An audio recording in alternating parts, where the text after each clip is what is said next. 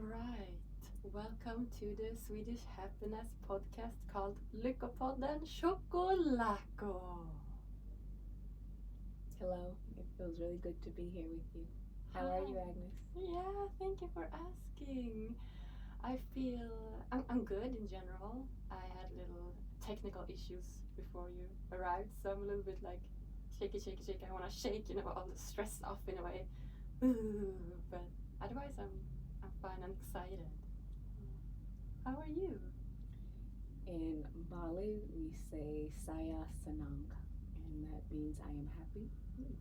I am delighted to be here, and I'm looking forward to seeing how our conversation unfolds. Yeah. Beautiful. And similarly to you, I had a bit of a rocky start, but I appreciate the ebbs and flows for how they're able to reveal to me my attitudinal response to the moment, and to be able to pause, slow down, and recognize my contribution to the moment oftentimes leaves me giggling, which is kind of what's happening right now. It's like, did all of that really just happen? It's like, okay, Yeah. we're here now, and we've merged in this moment at this time and in this space, this beautiful island of Bali, and it feels really good to be here. Thank you. I'm so happy. Yeah, thank you. Thank you for being here. You're so welcome. Yes. So, I met you once before, right? At Yoga Barn, when I entered your lovely workshop. Actually, first I entered your Yin Yoga class. Oh, Yinergy. Yeah, Jinergy. Yeah. Jinergy, which is a lovely name. And it was so beautiful. So it's a Jin Yoga class. It's a bit slower yoga class when you focus a lot about recovery, right? Yinergy is a combination of yin and inner energy. So inner energy is a concept I designed to focus on what's happening in the head, heart, hands, and hips. And our society keeps us fixated on everything happening in the head. And so with Yinergy, we rest in each shape for a minimum of 5 minutes. And while we are resting in each shape, we experience our contribution toward awareness, deeper presence with stillness. Right. And while we're resting in stillness for a minimum of 5 minutes, I then guide us to pay attention to what's happening beneath the lining of the skin. And for many people, they're just ignoring the internal world. They're fixated on their list of things to do, how they will get on with their day, etc., etc. And so in Yinergy, we spend 90 minutes diving into what's happening within the layers, and then we contribute towards inner nourishment. And that helps us to remain lit from within and to express our inner energy throughout the world and throughout the day. And that feels really good. So I'm delighted to know you started with Yinergy, but that's not the class that encouraged you to invite me on. Exactly, it's not actually. It was a lovely class, and to me, it really recovered. It felt really recover-ish to me when I went there. So it was so beautiful. Amazing. Yeah, amazing. And then I went back to my hotel, and a friend of mine, a Swedish friend of mine, came and was like, "Oh, Agnes, you have to go to this womb wisdom class with Chocolako. It's amazing." And I was like, "Yeah, I've been to one of her class, and that was amazing. She have another one?" She was like, "Yeah, this womb wisdom, and you have to go." I was like, "Yeah, sure. I love like all kind of women's circles and hanging out with a lot of women's and those kind of stuff." So to me, it was just like I just had to go in a way. I felt like, yeah, this is for sure something for me. So I went.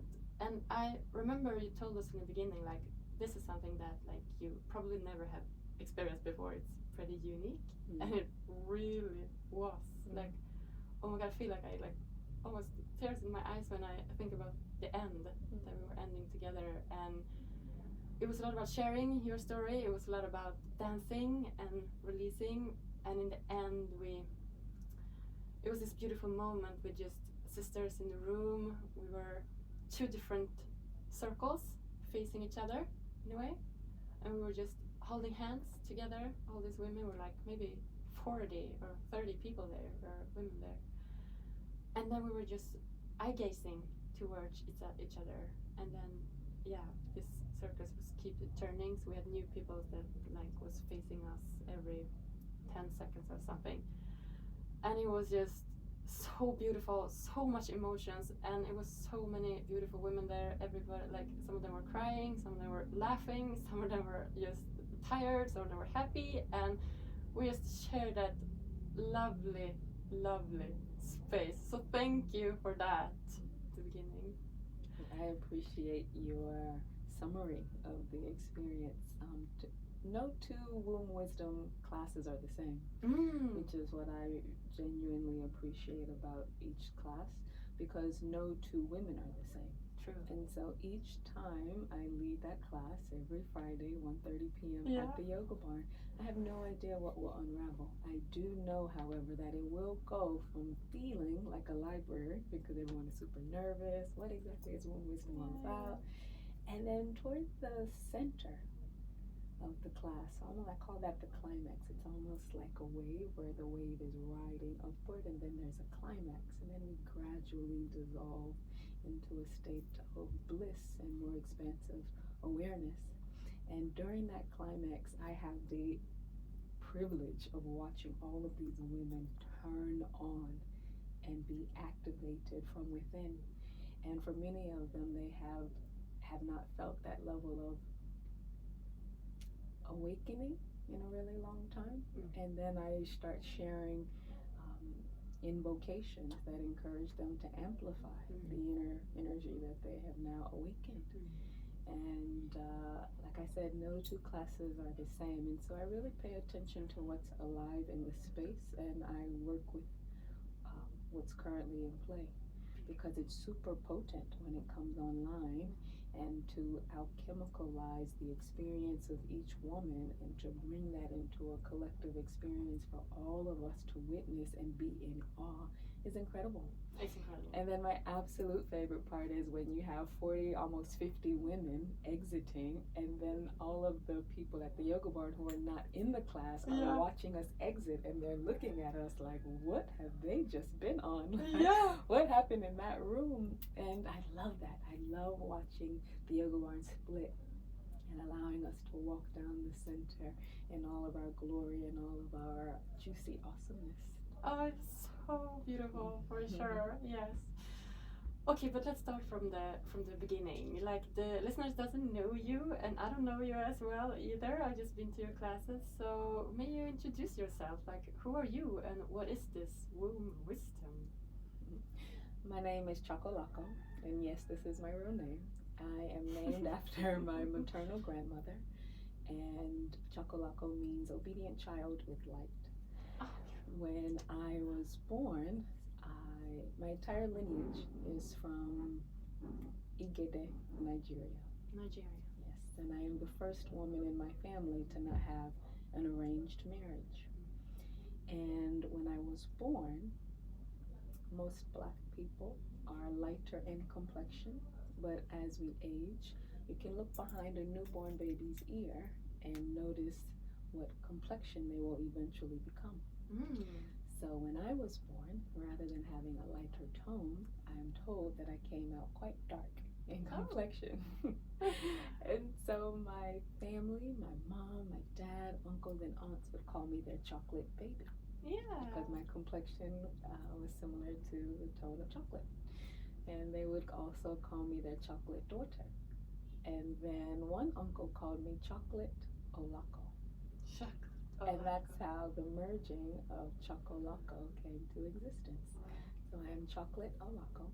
Olako is my grandmother's name, and it means obedient child with light. My entire lineage is Nigerian, however, my siblings and I are first generation Americans. And when my parents moved to the US in the 70s, they first started in Arkansas. And this was in the 70s when foreigners were not as welcomed, and they had a really difficult time in the US. And my father is an intelligent, extremely brilliant man, and he received a scholarship to go from Nigeria to the US to study. And he finished his undergraduate in Arkansas, master's degree in Oklahoma, and then when he started his PhD, we moved to Atlanta. So my upbringing started in Atlanta, And then at the age of 5, my parents and I returned to Nigeria. And when I was in Nigeria, I was like, whoa, now this energy is impeccable. It's incredible and I love it. Everyone in my village was dancing. There were massive mango trees, and we would gather around the mango trees, and we would have some deep conversations around the mango tree. And I just loved the vibrancy of the land. It did not look anything like Atlanta. It did not feel anything like I've ever encountered in my life, and I loved how alive my inner atmosphere felt. And I wanted more of that aliveness, and I wanted to keep that turned on feeling active at all times. And when I returned to Atlanta with my parents, and I returned to my kindergarten class, I just remember the kids being super mean. And I was like, I just came from a village where we were all laughing and playing and dancing, and now I come back to America and you guys are being mean? Ew. What? You know, like that was my response. Yeah. Ew. Exactly. And so that experience of not feeling a sense of belonging or included really took a toll on my little heart as a 5-6-year-old. And I remember thinking, I don't want anyone to feel like this. This sucks. And I remember telling my parents, when I'm old enough, I'm going back to Africa. And they looked at me and they just laughed, and like because they knew exactly what I was going through, because as adults they were feeling it themselves, this sense of not belonging in the American system. And when I was in university, I did a study abroad program to New Zealand, and I was a student at Victoria University in Wellington, one of a handful of Black African students. And I loved it. Wow. I loved. Congrats. Totally. Yeah. And that really opened my eyes to global perspectives in how my upbringing in the U.S. was limited in comparison to infinity. And to describe for your community who I am in a nutshell, I help freedom seekers break free from the shackles of ancestral limitations and shine at full wattage. I love coaching. I love helping women in particular feel the connection to the rhythmic cadence of womanhood and operating from a sense of empowered knowing of who they are and how unique their imprint truly is. And when I do have the opportunity to get people into my yoga classes and they're able to rest in stillness and feel themselves being held from their own energy, I can then communicate to their soul and consciously connect to the parts of them yearning for their own affection and attention. And most people don't realize how much they need that kind of connectivity until they experience it. Exactly. And I believe that's what keeps people coming back over and over and over again to my classes, to my workshops, to my coaching, and to my trainings. And I love what I do. And I love that you're doing it. Thank you. And I wasn't always doing this. Before teaching yoga internationally full-time, I finished my MBA in London, and I was working for GlaxoSmithKline, which is a pharmaceutical company with representation all over the world. Big corporation. Big corporation. Yes. So I definitely understand, the burnout PTSD from working super hard. I was in market access in London and Nigeria, and they were training me to become a country manager. So there was an enormous amount of pressure to excel, get things right, and quote unquote be perfect. Especially as the one and only Black African and Black African woman amongst all white Caucasian men who have been working at the organization longer than I've been on Earth. Yeah, exactly. So there was a tremendous amount of pressure internally and externally. So I just felt that I was surrounded by pressure and overwhelm, and the webs of overwhelm were debilitating at times. And when I finally faced my truth and realized I'm burnt out, I stepped away and started focusing purely on prioritizing my health and harmony Mm. and helping other people do the same. Yeah. So that's who I am in Yeah. a brief, not so brief summary. A summary anyway. And how come you dig like in this womb wisdom? Like, why is that important to you? Yeah, great question. While working at GlaxoSmithKline and being prepared to potentially become a country manager, I was married. I was a newly wedded woman. We had a massive wedding in Atlanta. I'm talking 270 people from all over the world. And women are still pulling our Pinterest post because our wedding was incredible. If I do say so myself. I can tell, like in the States and the USA, you always do everything so big. I'm from Sweden, and we're just doing, you know, we call it lagom in Sweden. That's a word for like we're not able to be too much, not too little. Just fit in the box, like, you know, as everybody else is supposed to fit. And we like see America as this country where they like doing, especially weddings, so big, you know, expensive and stuff. So I can really tell how it was. It was enormous. And then add the component of Nigeria. The Nigerian factor just escalates it to, you know, times 10, times 100 sometimes. That's so cool. And so a beautiful, beautiful ceremony. And we had an incredible time merging our families. And like I said, I'm the first woman to not have an arranged marriage. Yeah, wow. And so this was a big deal. This was a big deal for me to select who I personally want to spend, quote unquote, my life with, and who I want to, quote unquote, love forever. And while working at GlaxoSmithKline, within the first year, I was under a lot of pressure at work. And this was 2014 when WhatsApp was merging from being a mobile device product only. And then now you're able to use WhatsApp on your laptop. Do you remember that? Yeah. And you could only use WhatsApp on your phone. Yeah. And then somehow, just one day, it was like, you can use WhatsApp on your laptop. Yeah. So this is around that time. There were a few glitches, but I was able to view conversations on WhatsApp that were very destabilizing for me at the time. And I discovered a conversation between my then husband and his mistress. Yeah. And I was devastated. I was so heartbroken. And that was my first experience with that degree of betrayal. You know, betrayal has many layers. There's betrayal from a family member, a co-worker, a neighbor, but a betrayal romantically is like, ouch, ouch, ouch, you know?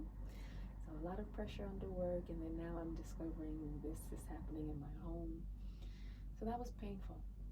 And I remember going silent for 7 days, and those 7 days felt like eternity at the time. And I remember not speaking and canceling some of my yoga classes. I was living in Lagos, Nigeria at the time.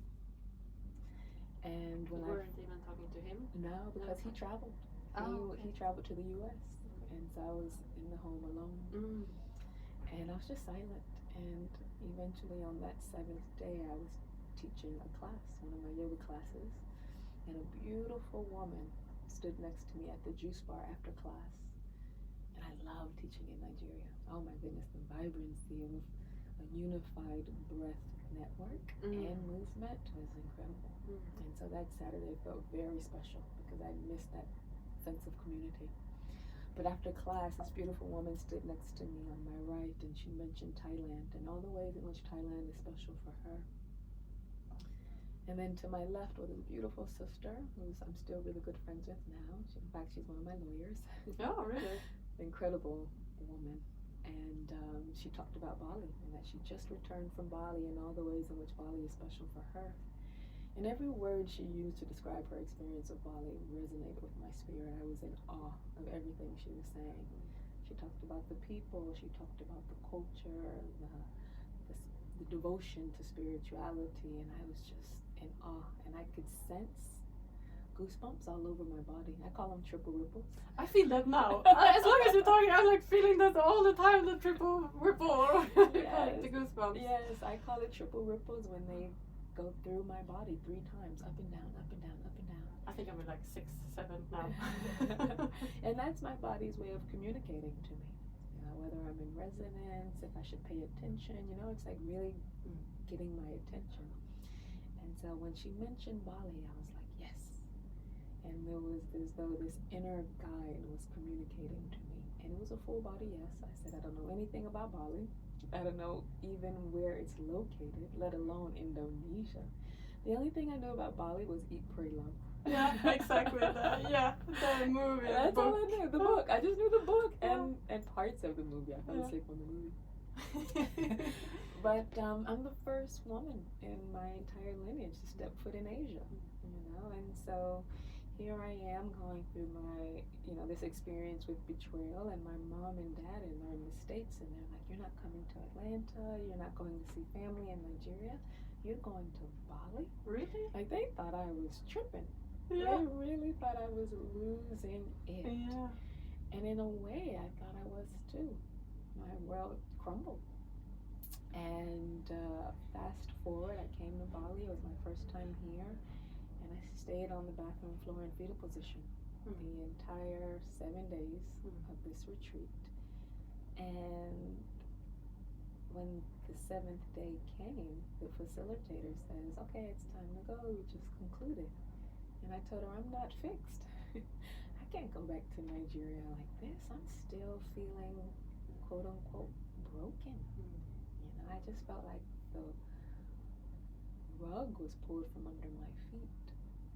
And I stayed for a month in Ubud, exploring many of the classes that perhaps you've taken or many other women have experienced at the yoga bar, yoga classes, meditation experiences, breath work. Ecstatic dance was my church. I was in there wiggling and giggling and just enjoying my essence.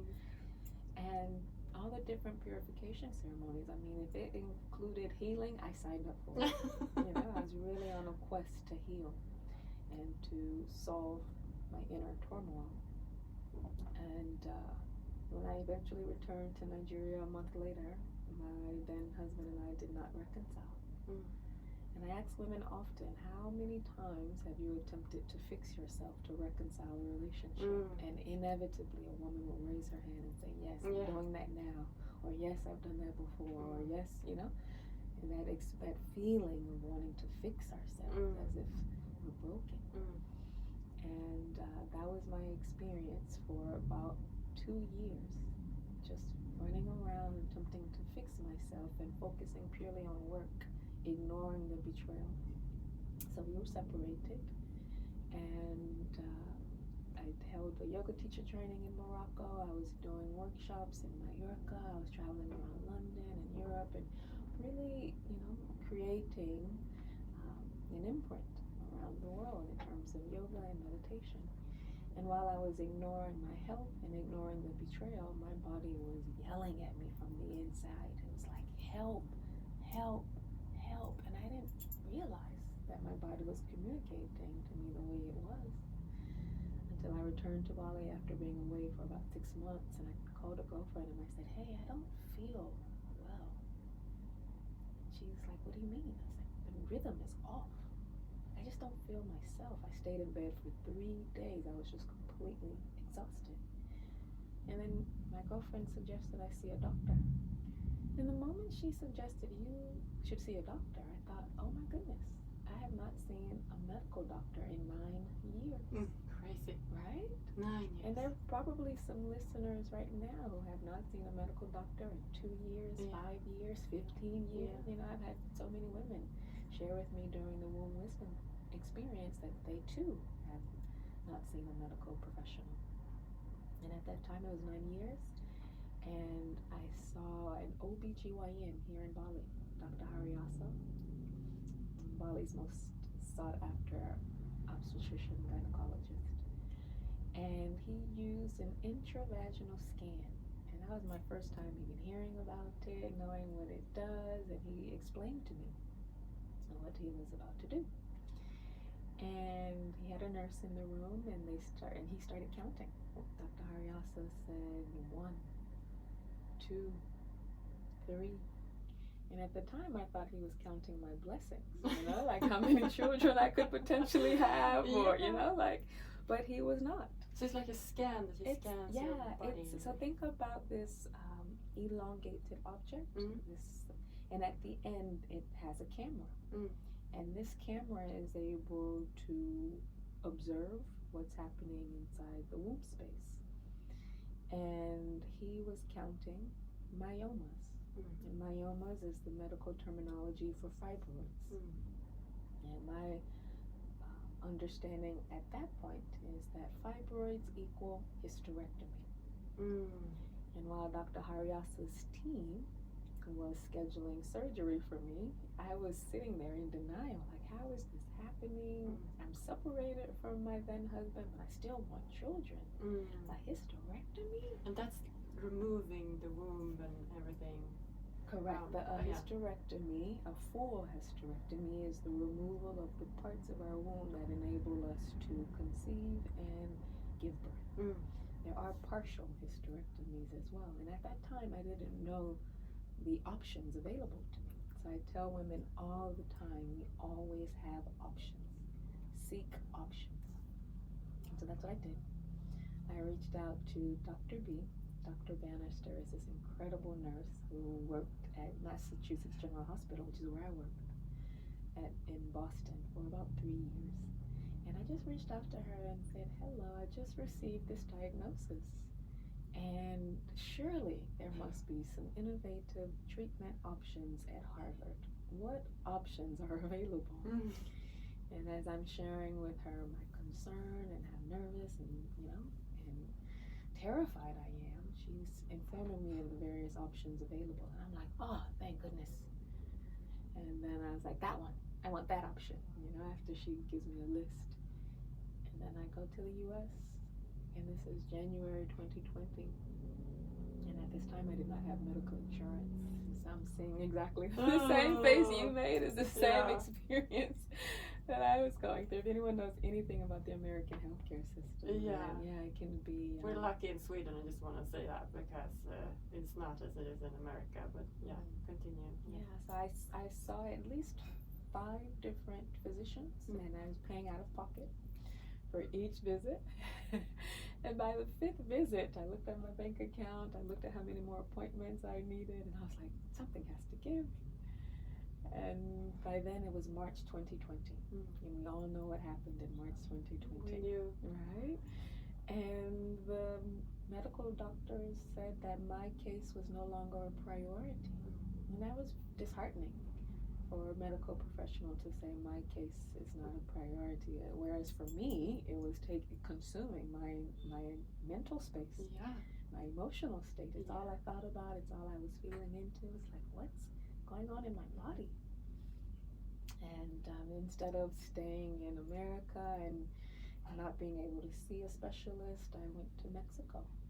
And it was the Tuluminatis, the women in Tulum, who were helping me to reclaim and remember the wisdom of my womb. And it was such a powerful experience to learn about the Mayan belly massage, also known as our Vigo technique. Was this when you had removed it? No, you still had it. Okay. Yeah, they were still there. And to be able to connect to my whispers. I was ignoring my womb for many, many, many, many years. She'd always communicated to me, but I neglected her. The only time I paid attention is when I was bleeding, during the menstrual cycle phase. When I was bleeding, when I had my period, that was the only time I truly paid attention to what's happening in the womb. And I know so many women that shared the same experience. And I spent nearly 2 years in Mexico.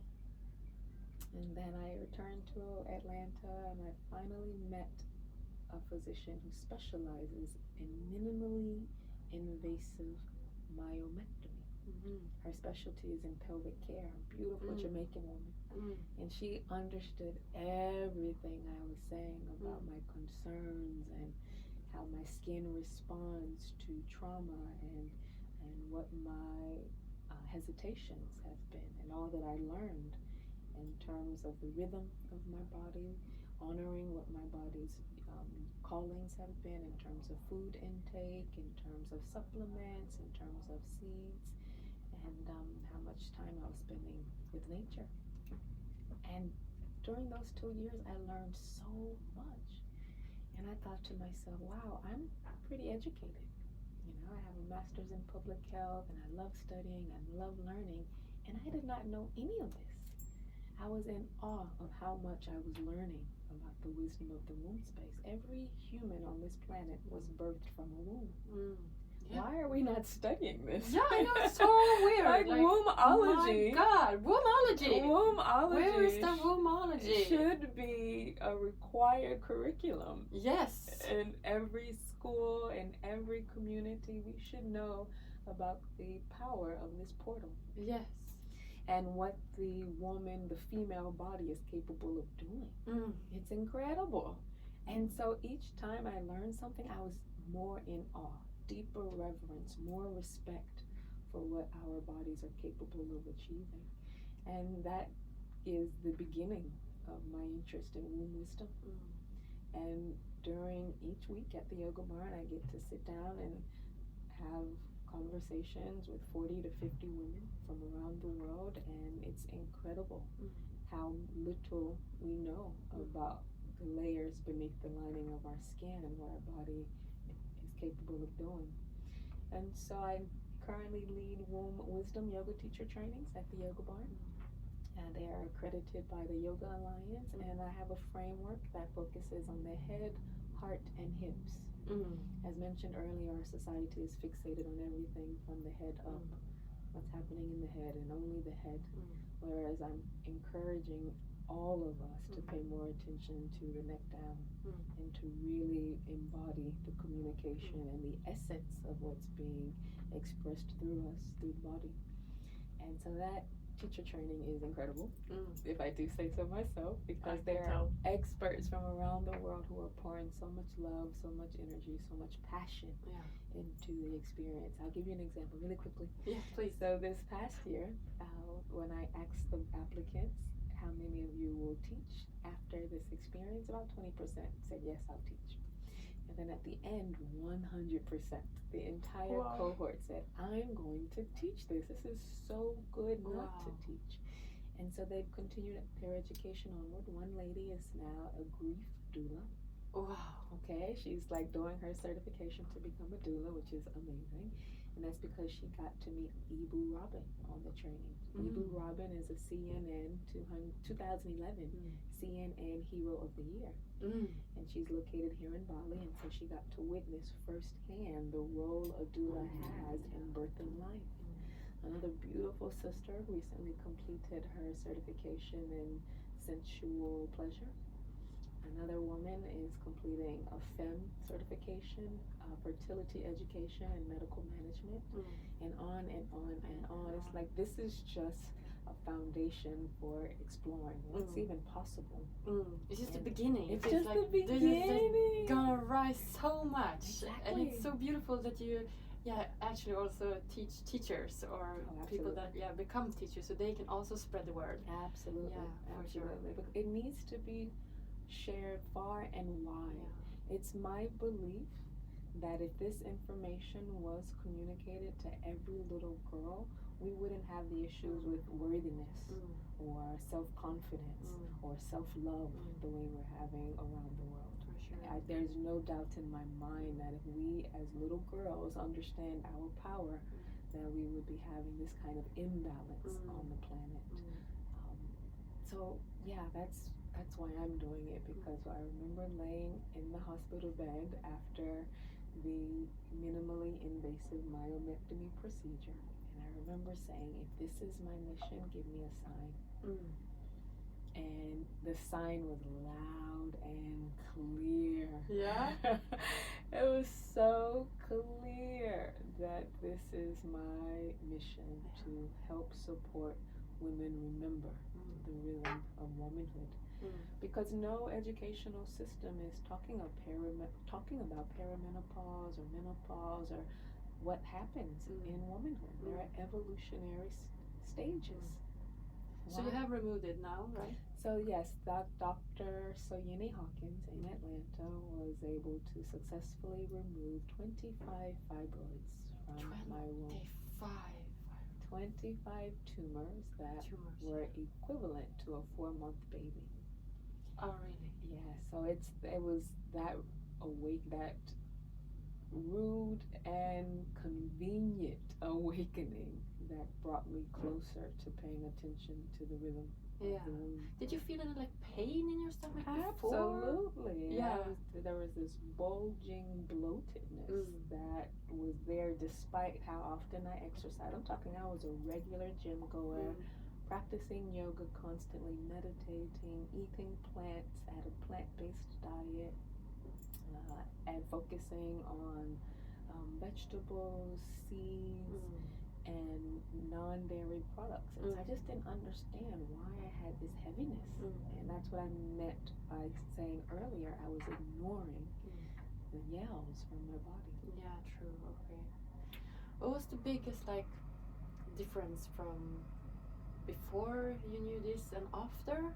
Like when you removed these tumors and stuff, when it was done, when you had removed them, what was like the biggest feeling or for you then? Great question. The biggest aha moment for me was when I went to the pathology department and I requested the tumors. I got permission in advance, obviously, because this was during the pandemic season where everything was very sensitive in the atmosphere, and I requested them. And the pathology department thought I was wild. Like, why do you want these? Most women are happy that they're gone. But I knew exactly what each one of those tumors represented. For all those times I was not expressing my truth or speaking up. It was being suppressed in the body.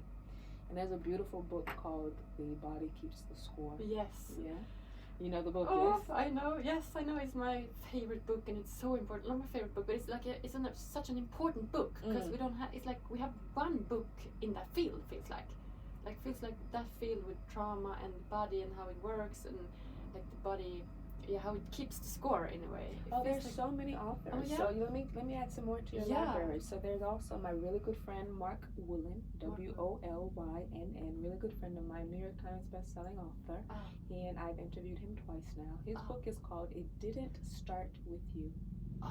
How Inherited Family Trauma Shapes Who You Are and How to End the Cycle. It's a super long title, but it is worth the read.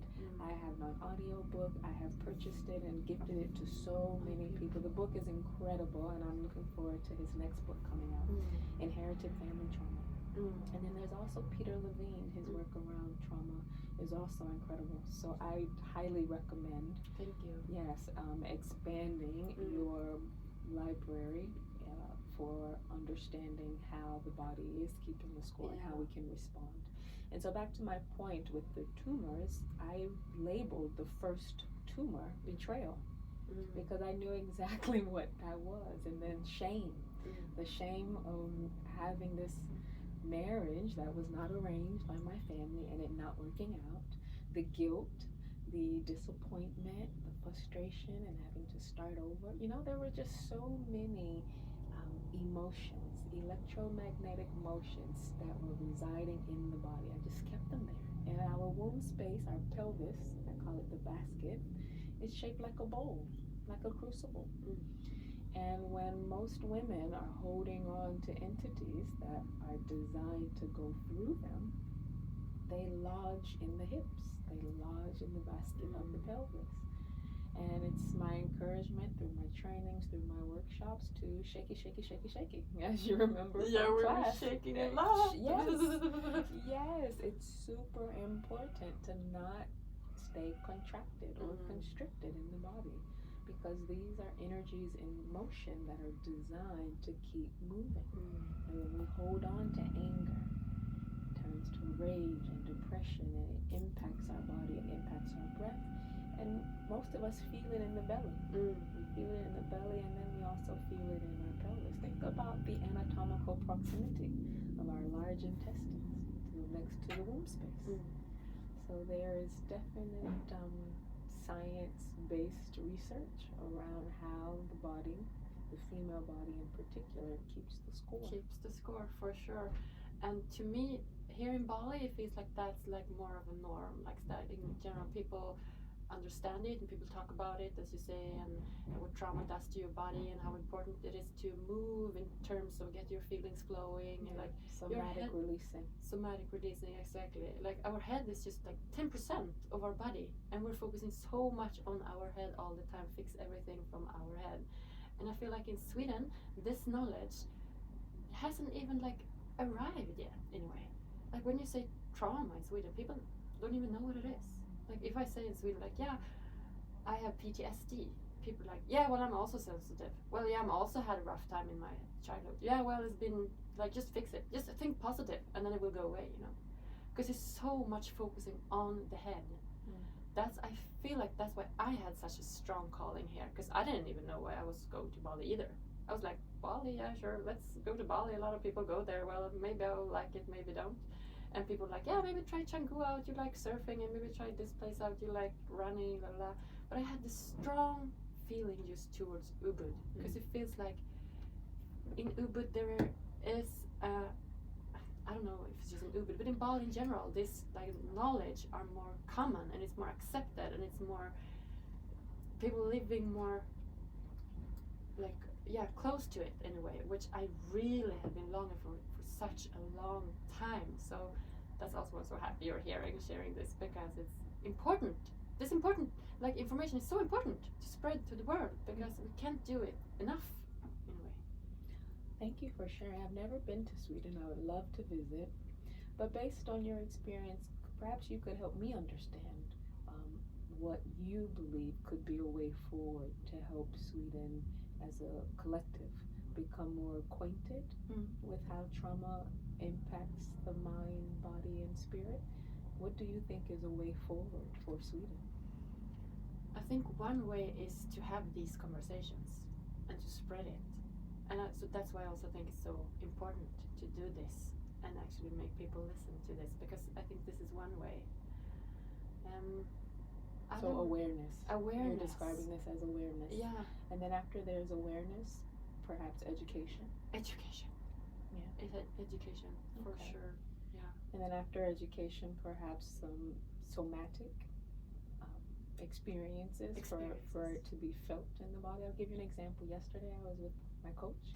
So I believe every coach should have a coach. So yes, I coach, but then I also have a coach, and I have a council. I have women and men who sit on my council, and I seek mentorship and advice from. And the past month I've been going through some wobbly ebbs and flows, which are part of life. It is. And I recognize them as part of the dance, and I'm wobbling my way through. And yesterday I sought counsel, and I had the chat with my coach, and I asked her to provide some somatic exploration experiences for me. And during the transmission, being able to provide presence to what I was holding on to felt like a huge revelation, because it was there all along, waiting to be seen, waiting to be felt, waiting to be acknowledged. And the moment I was able to cast this spotlight of awareness and have embodied presence and introspection, that's when the release from my belly started to occur. And I could feel the softening through my tears. And I call tears liquid love. Liquid love!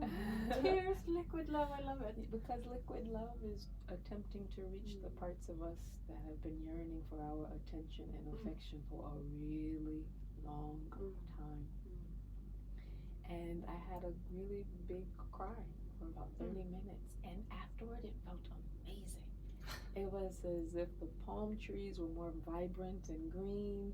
The rice fields had a different shade of neon green that I haven't encountered before. The flowers were just even more beautiful and brilliant. And to be able to have that level of technicolor after a release, the kaleidoscope of colors I encountered was like, wow. And I just wonder if that kind of wow experience would support people in Sweden. For sure. And I had this experience this Sunday, actually. The same. What happened?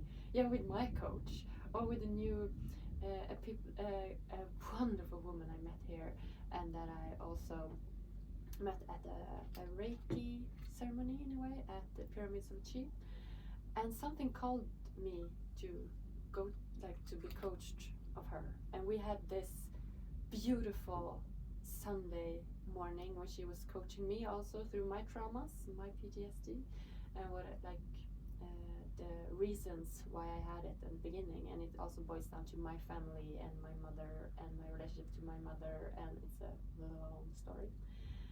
And I also had this big release with her help. She was really guiding me through it, and I was spending, I don't know, 4 hours at her place, and we were doing different kind of meditations and role play also, and sound healing, and a lot of emotion were just flowing. And I came to these conclusions what my next step is in the relationship towards my mother.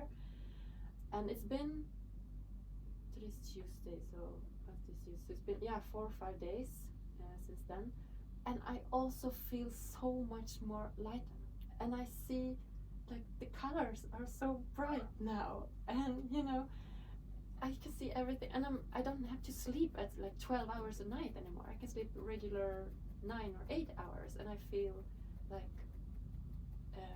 happy, and I have a different other like energy in my body.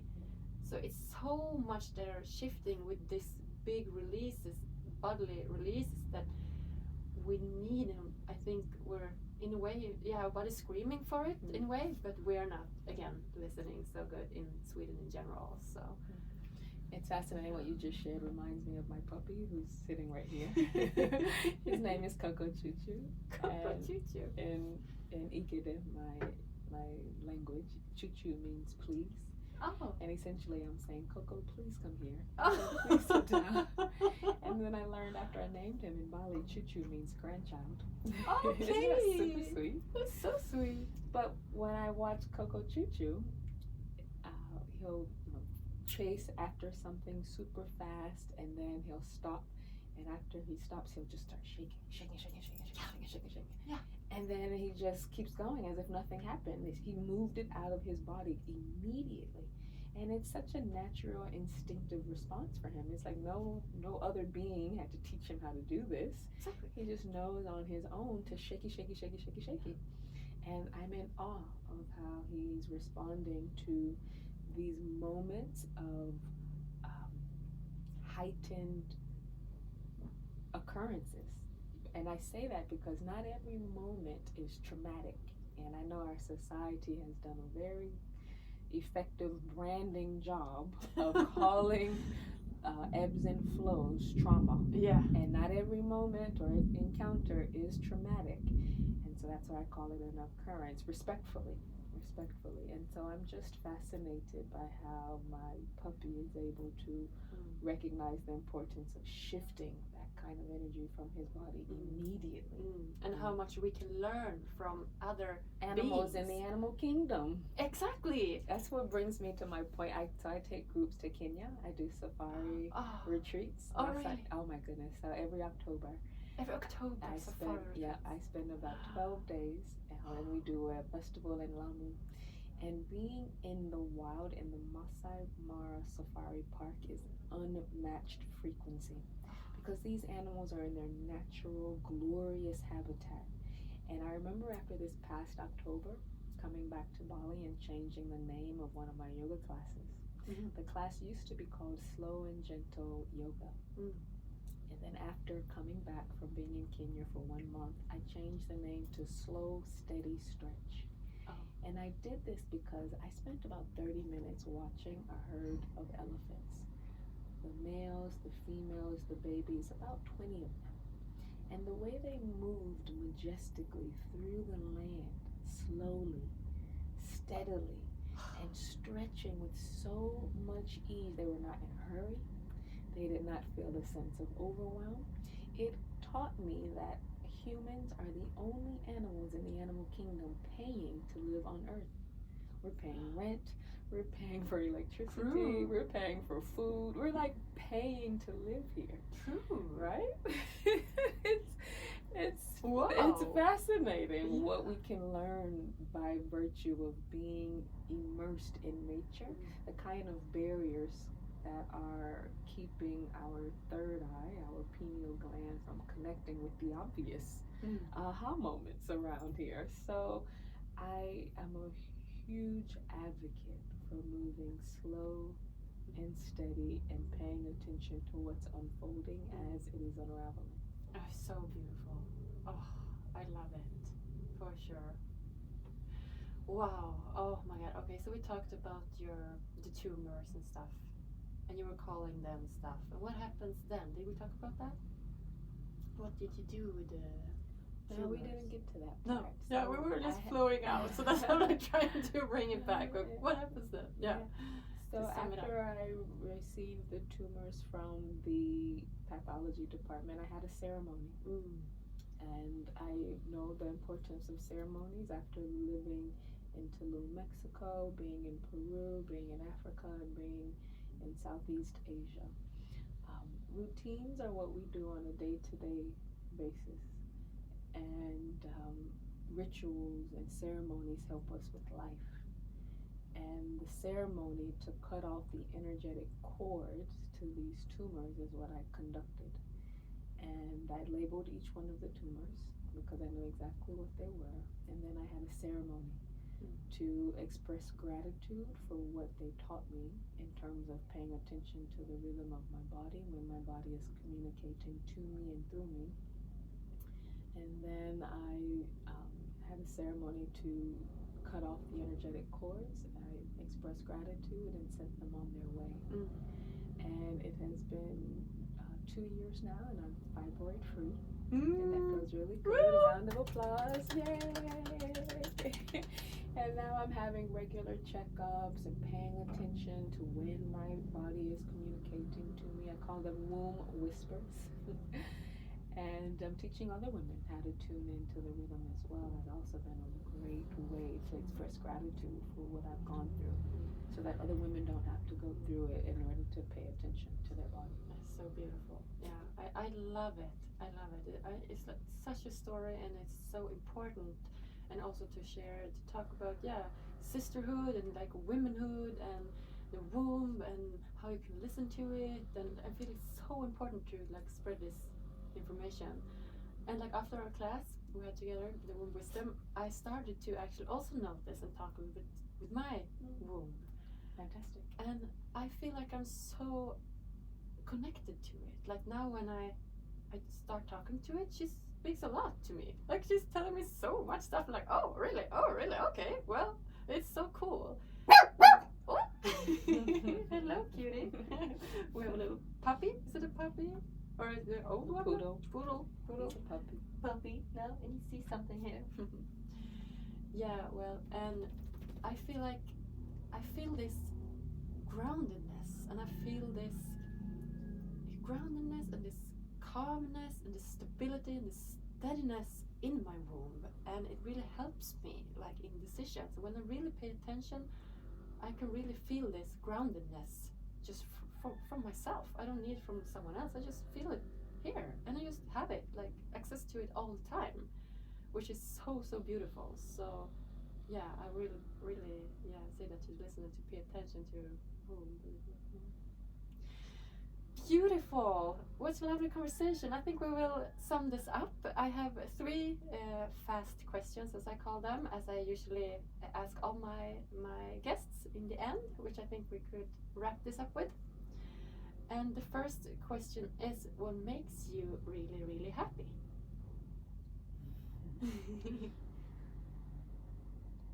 Life. Oh, life. Life is super dope. Like, we cannot anticipate what will unfold. There's a mystery to it, and the mystery keeps me curious, and the curiosity helps me to remember that I don't know it all, and it also taps into my inner child, and that feels really good, to be light, to be respectful, and to remain curious. So that and my puppy provides so much happiness because he's super cute, and the way he moves through life with ease and majestic essence is incredible. Thank you. That's so beautiful. what's your best like happiness advice to the listeners? We can stay light by realizing not every moment requires a piece of our mind. For example, oftentimes we are interfering with the natural flow of existence when we make these phone calls and we have these attitudes and we send these rude emails, or we are being extremely rude with our responses, and that level of expression interferes with harmony. And oftentimes pausing long enough to recognize our contribution toward harmony is important. Because if we notice and genuinely accept our contribution, then we would rewire expeditiously and stay on the path toward higher consciousness and wanting there to be peace, love, and balance across humanity. Wow, thank you. Yeah. And as a final question, do you have something else you would like to share with the listeners that you haven't said then? Maybe the dates of the safari retreats and when you're having the womb wisdom teacher training here. Would you like to share a little bit about that, please? Ooh, yes, absolutely. This year I'm hosting 2 womb wisdom 200-hour yoga teacher trainings accredited by the Yoga Alliance at the Yoga Barn. The dates are June 10th through 30th. And also November 10th through 30th. And then secondly, I lead epic cacao ceremony facilitation trainings. I've been leading cacao ceremonies around the world, and they're truly game changers in that I'm supporting the awakening of the inner energy and teaching others the template and the framework for their own individual rituals on a daily basis or communal gatherings. And those cacao ceremony trainings are taking place April, May, July, August, and December. All details are on my website. It's 10 days. You get to spend 10 days with me, and there's a pre-sale right now. Ooh. $1,500, and so that's essentially like $15 an hour. Oh, wow. Exactly. Wow. So that pre-sale is happening Yeah. now. Details are on my website. And then the safari retreat. Yeah. Yes. So Kenya retreat is called Renew Your Rhythm. And the dates for Renew Your Rhythm Safari Retreat is October 23rd through November 3rd. So we'll spend half the time in Nairobi, and then toward the end of our retreat, we'll spend about 5 days on Lamu Island, which is a UNESCO heritage site. It's absolutely beautiful. And that's for the Lamu Yoga Festival. So all details are on my website, which is chocolako.com. That's CHOCOLAKO.com. Or you can reach out to me on Instagram at Chocolako, CHOCOLAKO. Oh, it's so beautiful. Thank you so much. And I have one final question. When do you come to Sweden? I would love to come. I would love to have you. Is this an invitation? Yeah, we have to do something here. You heard it here, ladies and gentlemen. Yes. I've just been invited by Agnes. Yes, you are so invited to Sweden by me for sure. I have to do something. Like, Whoop, whoop. we should talk more about this. But yeah, let's wrap this up. So I would just say thank you so much for being here, and thank you for sharing your story in the podcast, Chocolako. I'm so happy. Yay for happiness. Thank you. Thank you.